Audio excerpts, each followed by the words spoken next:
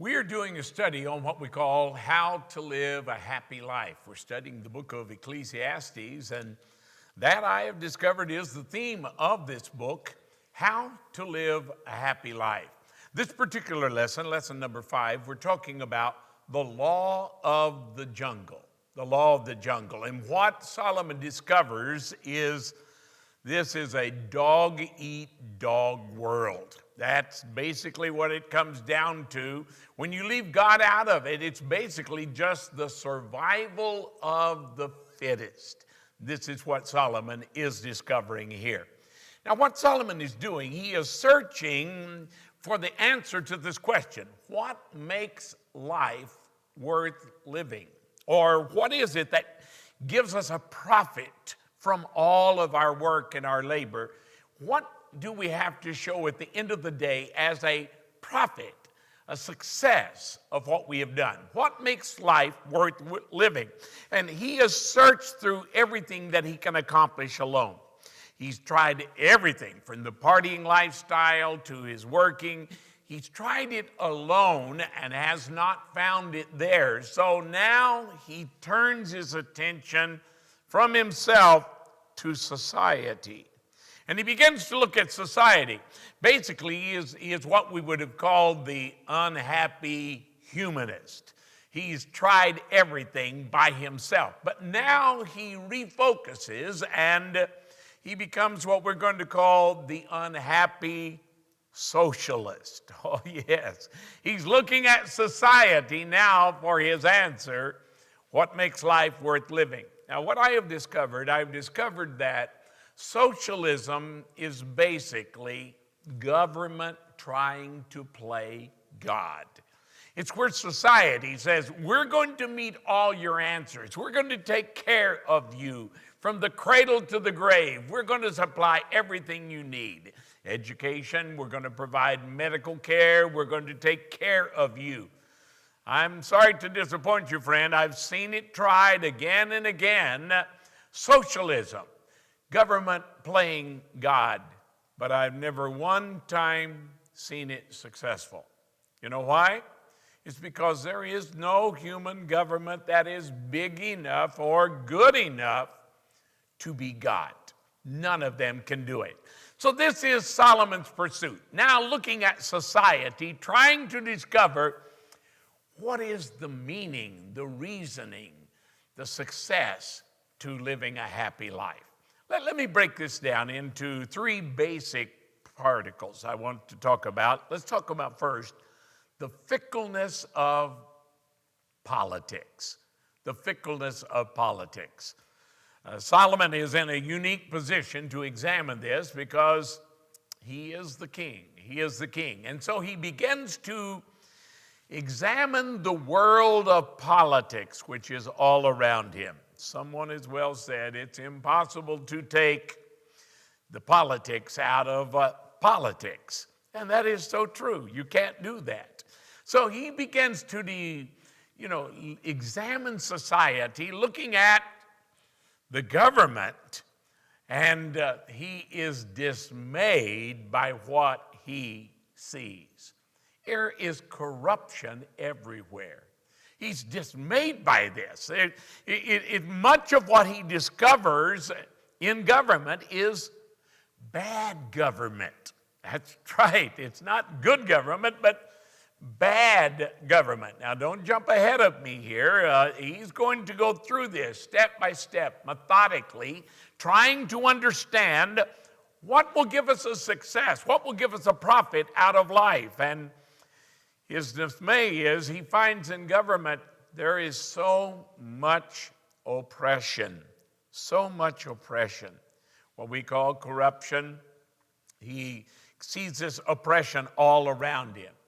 The truth of it is, we should not be surprised to see oppression in government. Why should we not be surprised? Because it's the same sinful men that struggle with their own personal lives that are now leading society. They are the ones that are in charge of government. They're making the rules, the laws for us to abide by. And Solomon discovers there's a lot of corruption there. It's what Jesus pointed out to the Pharisees. Woe to you, because you're always laying rules on everybody else. This is what you're supposed to be doing. And he said, those heavy burdens that you're putting on everybody else, you won't even lift them with one of your little fingers. That's corruption. That is oppression. These people in power, the leaders in power that begin their office watching out for other people, taking care of other people, looking out for their interests, but they end up, instead of helping the people that they are leading, they end up oppressing the people that they are leading. That is sad, but it is a true statement that power tends to corrupt, and absolute power corrupts absolutely. Why? It's a problem of the human heart. See, oppression preys on those that are weak and vulnerable, those that cannot defend themselves. Someone has well said, if you really want to know what government is like, look at the way they treat women and children. That is a good statement. Because those that are preyed upon, those that are oppressed, they'll show you what the real heart of the politician is. Power reveals the heart. And these people that are put in positions of power, rather than helping the people, many times end up oppressing the people. And this is what has dismayed Solomon. He's not finding the answer that he's looking for. The answer is, what makes life productive? What makes it successful? How can you live a happy life? And he finds politics is not going to be the solution. So the second thing that he begins to examine here is what I'm going to call the fickleness of prosperity. The fickleness of prosperity. It's a strange twist in our human psychic that the main motivation of human ambition is to impress other people. And the people that we want to impress the most are the people we don't like. What an amazing conclusion. But we have to admit, that is true. That is true. The majority of ambition, of human ambition, is driven by this motivation of wanting to impress people, and the people we want to impress the most are people that we don't like. Why would we do that? That we're not thinking this thing through. See, if our motivation for success is impure, then we should not be surprised that our achievements leave us feeling empty inside. And that's what he discovers. He discovers that this dog-eat-dog world where there's competition everywhere. Never compete with others, my friend. Competition never builds companionship. And that's what we all long for, is someone that cares, somebody that truly loves us. No, competition doesn't build companionship. All competition does is to produce envy. The more you have, the more somebody else wants it. And that's why he's calling this the fickleness of prosperity, that you prosper, that you have a lot of money, but instead of it bringing you happiness, it ends up making you feel vulnerable and alone. It leaves you feeling lonely, or as Solomon would say, like you're grasping for the wind. What a tragedy. Some of the most unhappy people in the world are rich people. People that have plenty of money, but money has not made them happy. This is what he is discovering. And so Solomon diverts from his discussion on what makes life successful or what is going to give us a profit, and he gives us a few of clues now. This is the first time he's really focused on this. He's going to come to this at the end of this book of Ecclesiastes. But right here in the middle, he gives us some what I'm going to call some thoughts for living in unity. He's saying, if you're going to make a profit, if you're going to be successful, you've got to learn how to work with other people. You've got to learn how to cooperate in life. So living with unity, and this is in chapter 4, verses 8 through 12. He first of all talks about the family. The family. Oh, family is so important to us. Family is so important. God is the one that created family. It's a God idea. I understand families have problems. I understand that families are not perfect, but I also understand families help us in life like very few other things do. Solomon observes the lonely man, what we call the loner, the lonely man. He's working very hard, but he doesn't have a son or a brother. In other words, he's alone. He's without family. And Solomon asks the question, why is he working so hard? That's a good question. Since he doesn't have a son or a brother, who's he going to leave all his profit to? Who's he going to leave it to? He has no one to inherit the fruit of his exhausting labor. And so he is never satisfied with his riches. He never has enough money. He's always trying to make more. But why? What is the purpose if there is no family? I tell you, friend, without family, there is no future. God help us to learn to build good relationships with those that we love and that love us. The second area that he talks about here in unity is what we would call friends. Friends. See, friends are those that know you the best and they still like you. They even know the things about you that are not so good, but they still like you. Friends bring the best out in us. They draw it out of us because they like us. They enjoy being with us. It's their choice, the choice of their heart. And what we discover when we're with friends is team effort is better than working alone. When you're working alone, it's easy to get discouraged. It's easy to be exhausted by the hard work. But when you're working with friends, friends turn it into fun. You're having a good time because you're working together.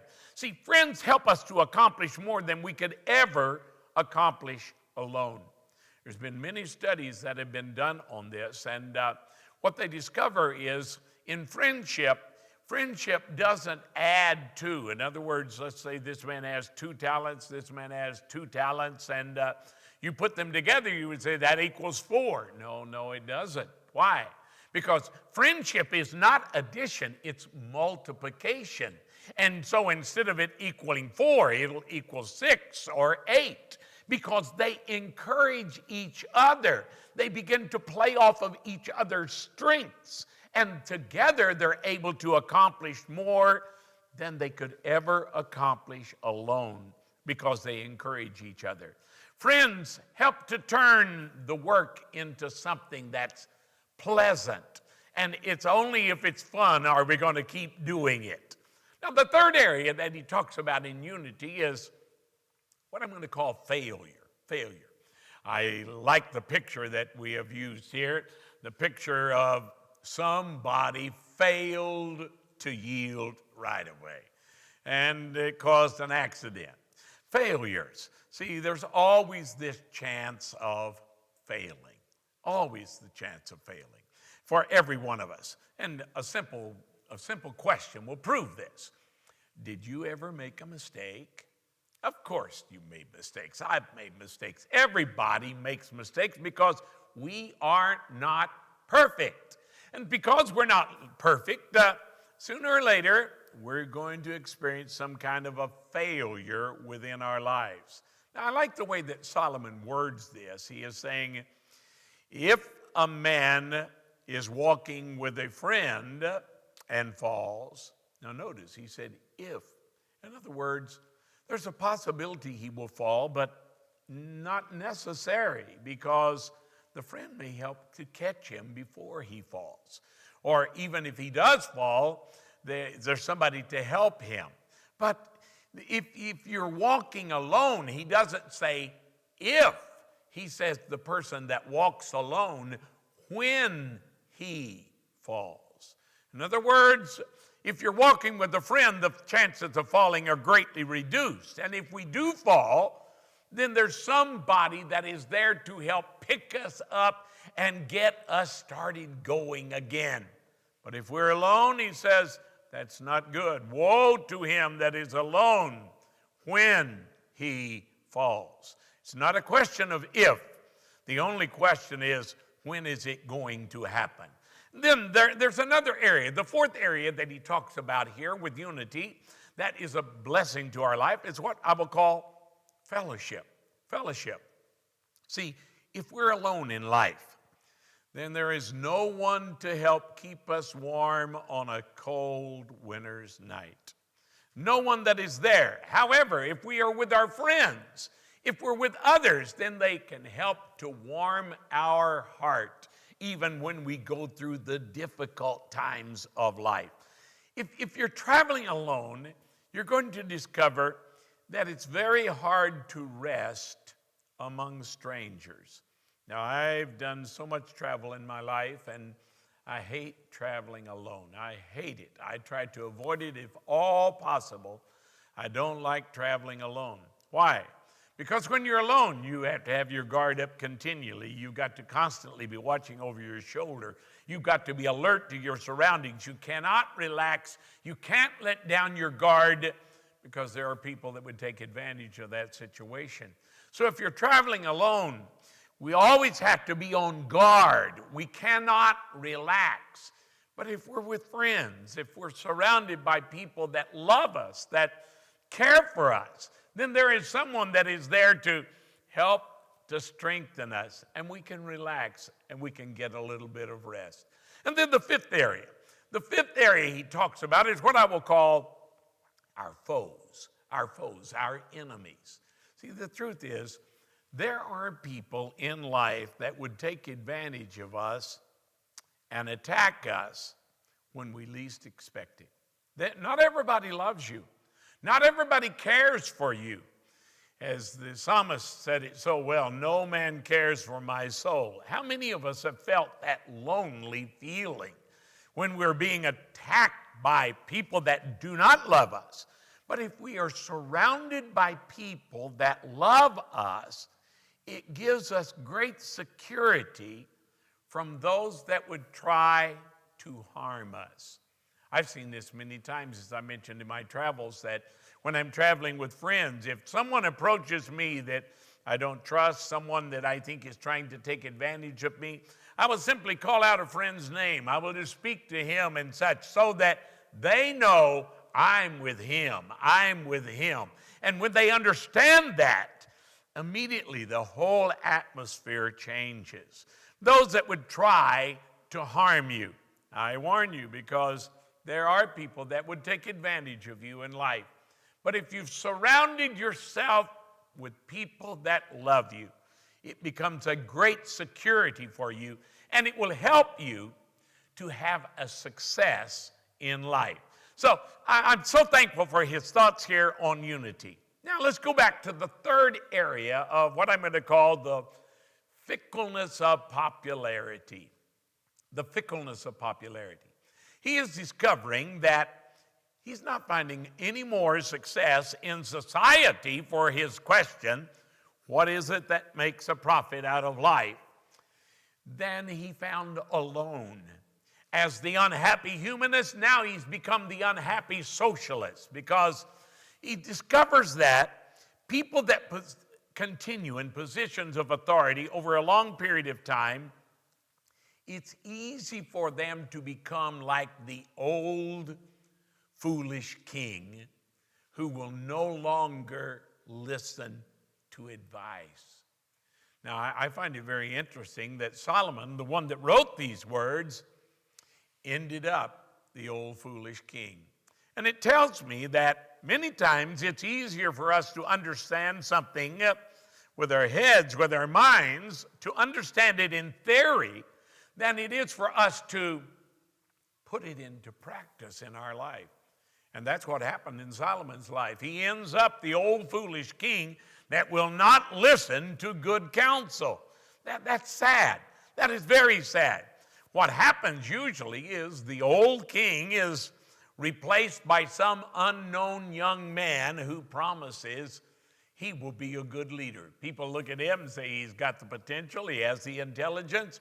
I think let's make him our leader because he will do us good. And yet, over time, you see it repeat itself again. And the young, promising leader can end up the old, foolish king. Now, here's what he discovers. Politicians are only as popular as their last election. Now, those that put themselves in political positions where everybody's always voting to find out how popular they are, and that's one of the great weaknesses of democracy, is we're always looking around to find out what we're supposed to do. Let's take a poll of the people to find out what we should be doing. Oh, no, that's not good leadership. It never has been. It never did work. But politicians discover, I've got to have the votes. As I said, you can't take the politics out of politics. And so they're trying to please everybody. And in trying to please everybody, you end up pleasing no one. Here's what the politician discovers is many of the people that applaud us today may be the same people that oppose us tomorrow. That's right. People, these opinion polls, they're as fickle as the wind. Whichever way the emotional winds may be blowing, everybody wants to get on board because nobody wants to be left alone. But popularity, it's unstable, like the wind. And you never know which direction it's going to be blowing the next time.